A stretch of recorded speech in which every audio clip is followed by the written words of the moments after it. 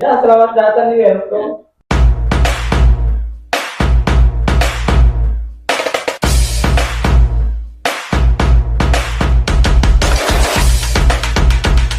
Hati Komisariat IPB Bone.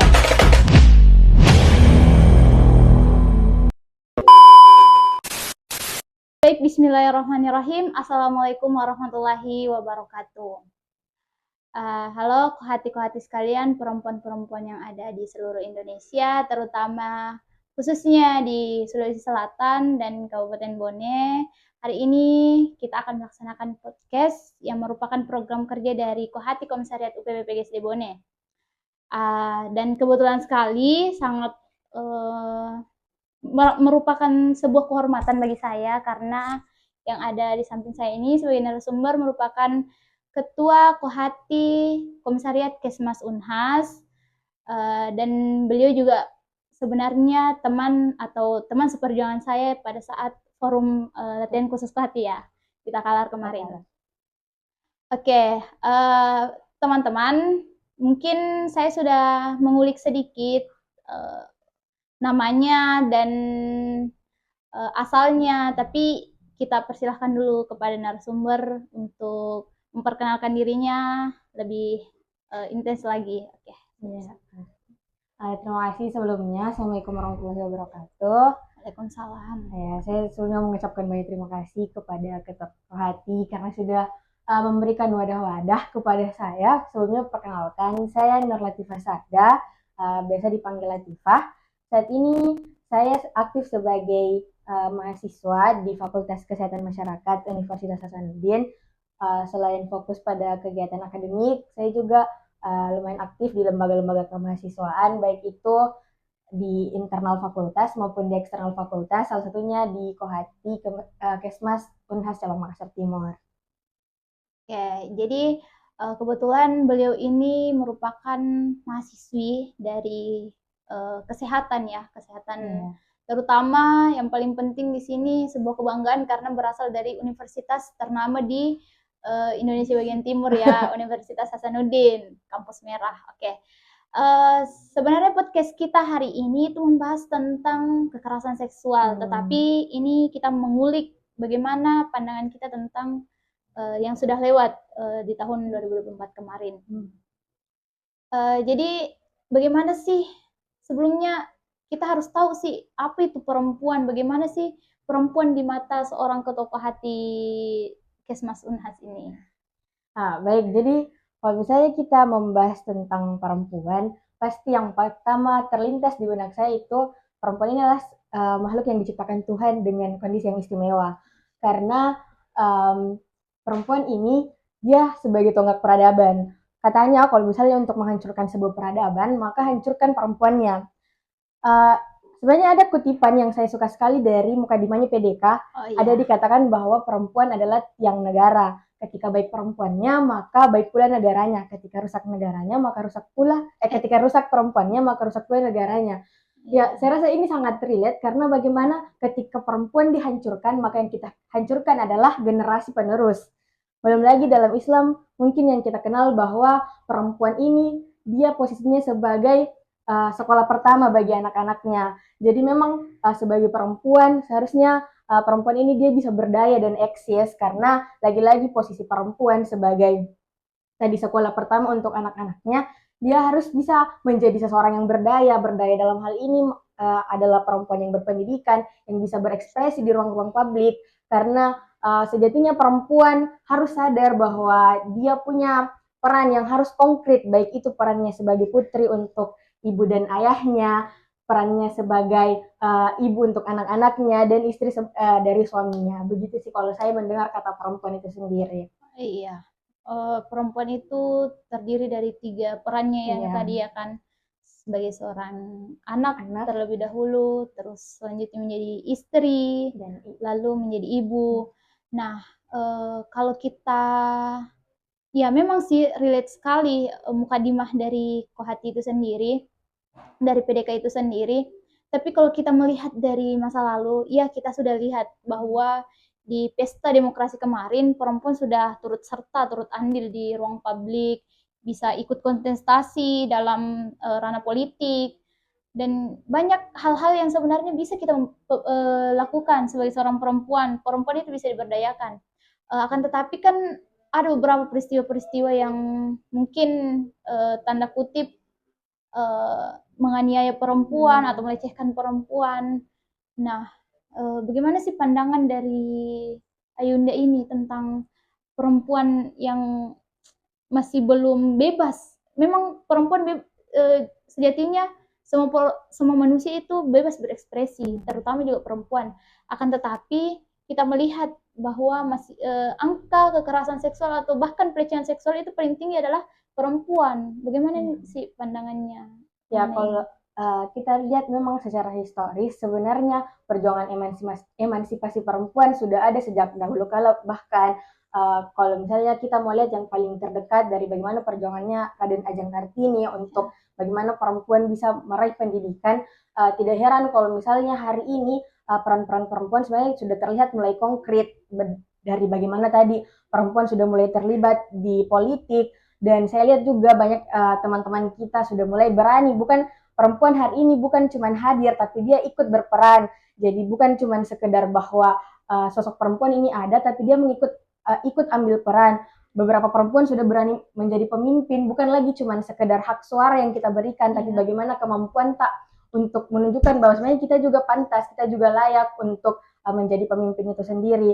Tapi dari perjalanan perempuan untuk mengeksiskan dirinya, untuk membuktikan bahwa sebenarnya perempuan juga punya power, memang tidak bisa dipungkiri bahwa ternyata sampai hari ini pun masih ada oknum-oknum yang selalu saja mengecilkan perempuan, membatasi gerak-gerak perempuan, bahkan seperti tadi yang Ayunda katakan bahwa sayang sekali saat ini miris sekali, banyak sekali kasus-kasus kekerasan seksual yang masih terjadi. Dan yang menyedihkan pula bahwa ternyata justru yang paling banyak mengalami kekerasan seksual adalah teman-teman dari perempuan. Memang tidak menutup kemungkinan bahwa kaum laki-laki juga ada yang menjadi korban kekerasan seksual, tapi data menunjukkan memang bahwa perempuan dan anak-anak itu adalah orang yang paling rentan menjadi korban dari kekerasan seksual. Ini sebenarnya harus sangat diperhatikan karena kalau kita bahas tadi seberapa krusialnya peran perempuan, sebenarnya bagaimana bentuk kita harus menjaga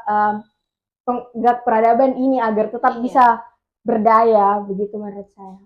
Oke, jadi sebenarnya perempuan itu bisa eksis. Maksudnya sekarang itu kan budaya masih berlaku budaya patriarki ya kan.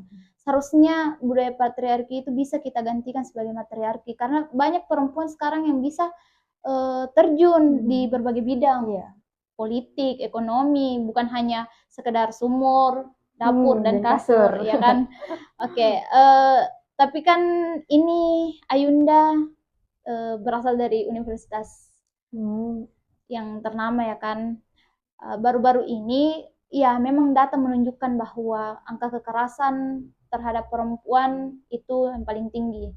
Dan lagi-lagi di akhir tahun kemarin miris sekali untuk mengakhiri tahun 2024 ada kasus di kampusnya Ayunda ini. Bagaimana tidak apa-apa Ji kalau saya singgung.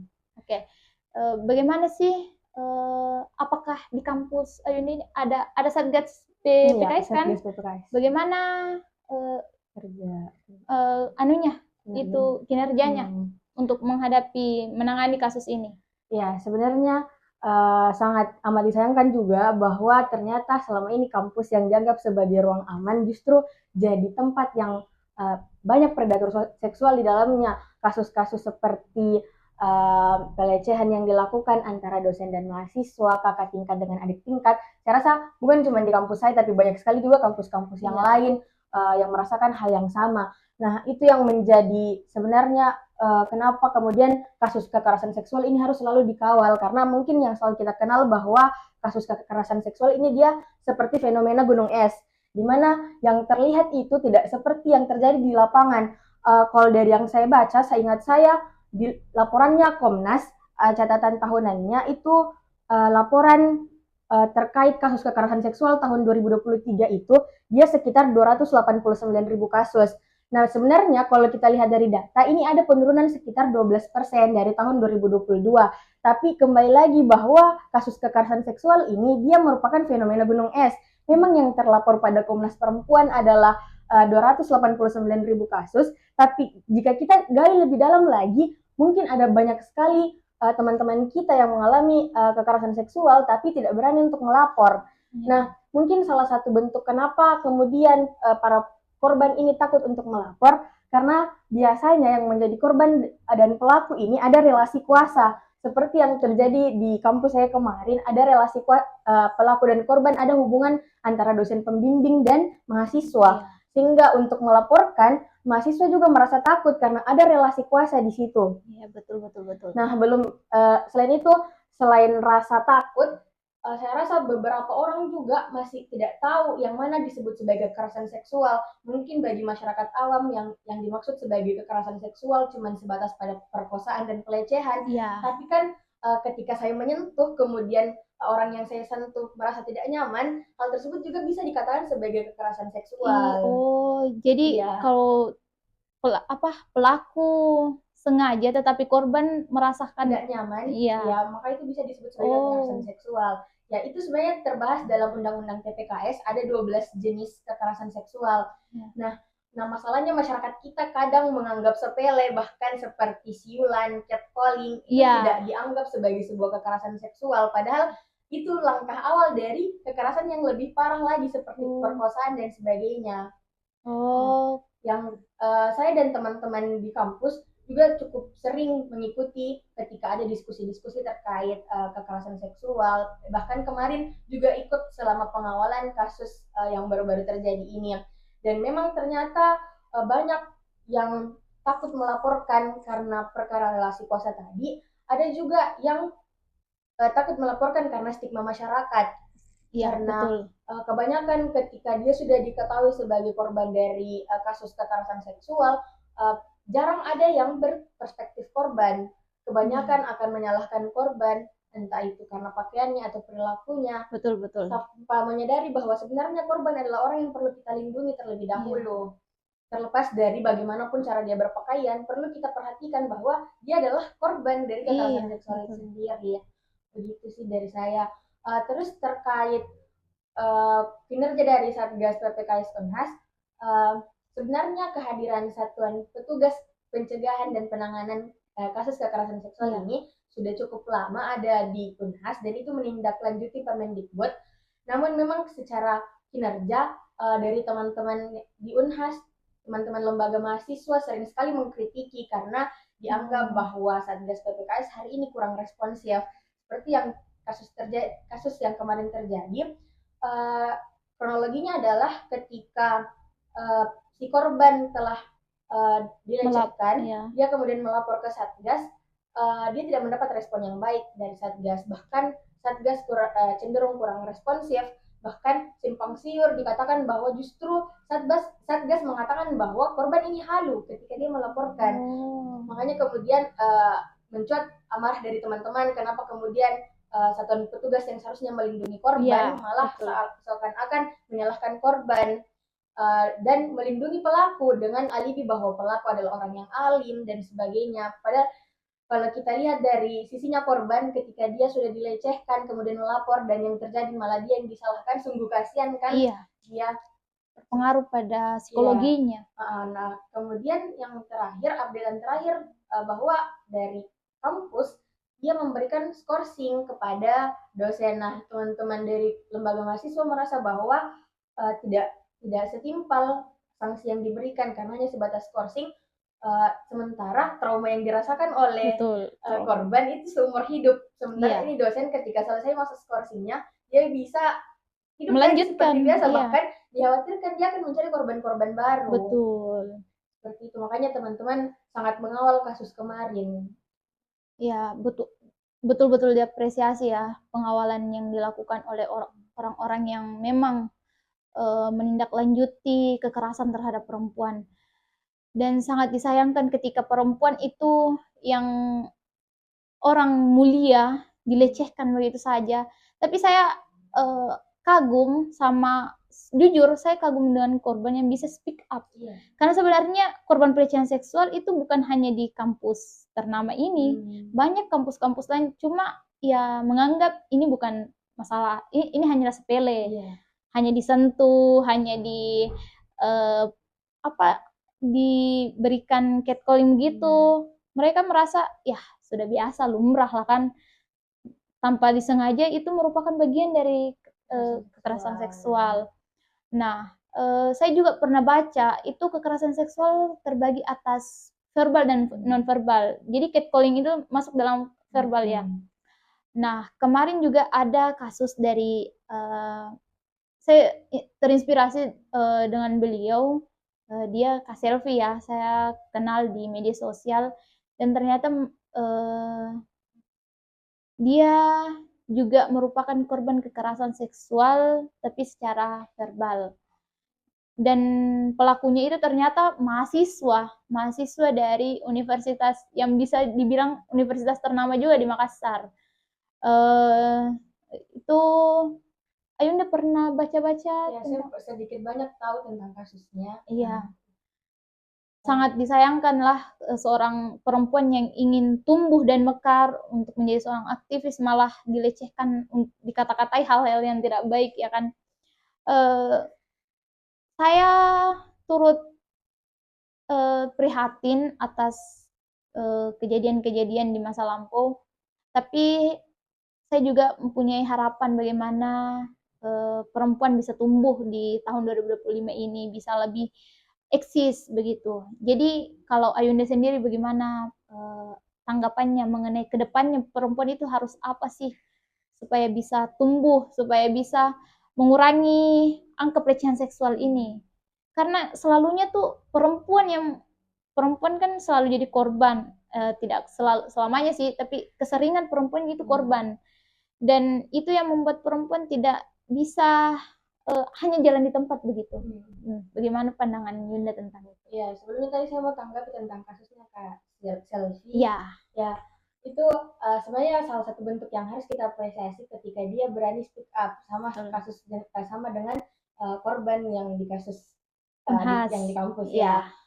Sebenarnya harapannya kami ketika ada korban yang kemudian speak up dan berani untuk membicarakan tentang masalah yang dia hadapi, maka akan ada keberanian bagi korban-korban lain yang juga berbicara. Karena sebenarnya tadi lagi-lagi bahwa kekerasan seksual adalah fenomena gunung es yang sudah sekali kita identifikasi, butuh keberanian yang sangat besar untuk menceritakan apa yang sudah terjadi, apalagi untuk melaporkan. Berarti kita harus mengingat kembali apa yang sudah terjadi yang saat itu kita merasa tidak nyaman. Sungguh berat sekali sebenarnya, makanya sangat apresiasi yang sangat besar untuk kawan-kawan korban yang berani untuk speak up, untuk berani melaporkan, karena dari langkah-langkah kecilnya mereka untuk melaporkan, mereka akan memantik korban-korban yang lain untuk ikut menyalurkan keresahannya, dan setidaknya untuk memberikan rasa jerah kepada pelaku akan semakin mudah, karena kita kan lebih gampang mengidentifikasi pelaku.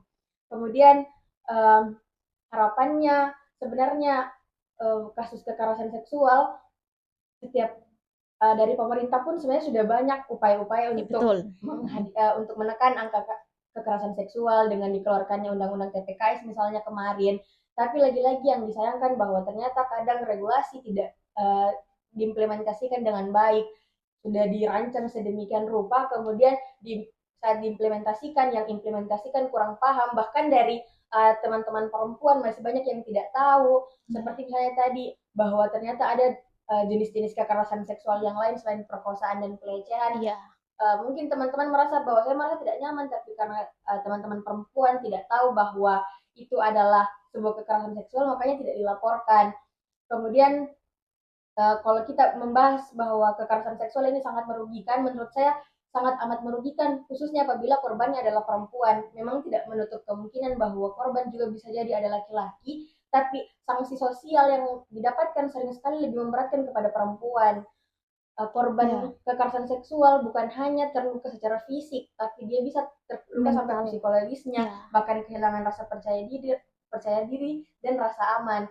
Untuk harapannya sebenarnya kalau kita lihat dari dekat, kita sebagai kawan-kawan perempuan yang dekat dengan remaja-remaja mungkin. Iya. Salah satu bentuk konkret yang bisa kita lakukan adalah hal-hal seperti ini. Bagaimana kita membantu mensosialisasikan, mensonding, bagaimana mengadvokasi sama teman-teman bahwa begini cara untuk menghindari, begini ketika menghadapi kekerasan seksual, ketika ada teman yang ternyata menjadi korban, apa yang harus dilakukan, karena banyak sekali sebenarnya yang di luar sana menggunakan predikat duta dan sebagainya, tapi Iya. tidak tahu sebenarnya fungsinya mereka apa. Ya, sangat Jadi disayangkan. ya teman-teman seperti kita yang mungkin aktif di akar rumput, teman-teman Kohati misalnya yang memang mengawal isu-isu keperempuanan, harapannya besar sekali bagi kita untuk lebih aktif untuk mengawal teman-teman, khususnya teman-teman perempuan yang menjadi korban dari kekerasan seksual. Begitu kalau menurut saya. Sangat besar harapan kita untuk 2025 ini, angka kekerasan seksual itu bisa menurun, ya kan? Dan kemarin sudah diprediksi sudah beberapa persen dari tahun 2023 itu kalau tidak salah 9,4% menjadi 6,6 ya kalau tidak salah, itu sudah menurun di tahun kemarin. Harapannya sih untuk tahun 2025 ini kekerasan seksual baik itu dalam rumah tangga, secara verbal maupun non verbal itu bisa menurun. Nah, untuk mengakhiri jumpa kita hari ini, saya sangat salut dengan sosok Ayunda Latifah ini. Kalau tidak salah semester berapa? Masuk semester 6. Oh, semester 6 berarti di bawah saya sekarang sudah semester 8. Minum Ayunda? Iya. Oke, untuk teman-teman yang mengalami kekerasan seksual yang sudah dipaparkan tadi oleh Ayunda Latifah, bahwa kekerasan seksual itu bukan hanya dalam bentuk pemerkosaan, catcalling, sentuhan fisik, sentuhan bahkan hanya dipegang tangannya itu masuk dalam kekerasan seksual ya, ketika korban merasa tidak nyaman. Jadi teman-teman jangan ragu untuk speak up, karena banyak organisasi bahkan Kohati ini bisa membantu teman-teman untuk mencarikan solusi, untuk apa ya, mengawal kasus teman-teman, jadi wadah untuk bercerita. Jangan ketika kita sesama perempuan itu, terutama ini untuk perempuan-perempuan di luar sana, jangan menyudutkan temannya yang telah menjadi korban kekerasan seksual. Kita harus sama-sama saling tumbuh, saling merangkul ya kan. Lagi-lagi untuk mencegah dan menurunkan angka kekerasan seksual kan tidak bisa dimulai dari diri sendiri. Perlu ada kerja-kerja kolektif kebersamaan untuk itu, bukan cuma dari teman-teman perempuan, teman-teman laki-laki juga harus ikut serta bagaimana supaya angka kasus kekerasan seksual ini bisa turun juga.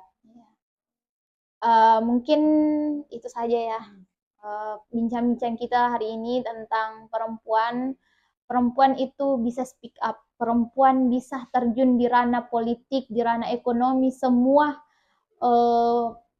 bidang bisa, perempuan bisa turut andil dalam hal tersebut. Ya, ketika sekarang masih masanya patriarki, mari kita sama-sama membangun yang namanya matriarki. Oke, sampai jumpa. Wassalamualaikum warahmatullahi wabarakatuh, dan terima kasih banyak kepada Ayunda yang telah bersamai. Oke. Minum mikir dulu. Nanti Diupload di mana sih? YouTube insyaallah sama IG. Itu kak yang kasus yang jenis kemarin. Parah sekali sebenarnya, karena itu pertama pelakunya selalu dibilang alim, bahkan itu dosen. Bahkan waktu paginya ini boomingnya di sosial media, ini dosen masih masuk di kelas dan kita merasa bersalah, memang bilang kerjakan ini, kayak apa nih, tidak ada yang merasa bersalahnya. Terus kan dia diskorsing, seharusnya ada tuh kayak ucapan permohonan maaf kan? Tidak ada, bahkan saya tahu sampai sekarang tidak ada permohonan maaf ke korban. Bahkan itu yang parah, karena waktunya melaporin korban dibilang halu sama Satgas loh. Rata-rata Satgas begitu, kayak berpihak kepada yang berkuasa. Ya, Kristen skorsing itu aja, itu dikawal supaya diberhentikan nih dosen. Iya. Dari jadi dosen tuh berhenti jadi dosen. Apalagi kalau ndak ada orang di ruangan itu, jadi kan si Iya. korban ndak bisa apa-apa, tidak punya bukti, dia dikatakan halu nih. Sakit sekali nanti kemarin dengar dia dikasih begitu dong. Iya. Bahkan kemarin itu sampai ada orang tua siswa yang ikut turun aksi. Iya, orang tua, Orang Masya tua Allah. menangis itu orang tua siswa bilang Iya, bagaimana saya mau percayakan titip anakku di sini. Iya. Banyak sekali, apalagi kayak pesantren pun, Iya. paling parah itu kalau pondok pesantren. Maksudnya kalau di pondok pesantren laki-laki pun rawan.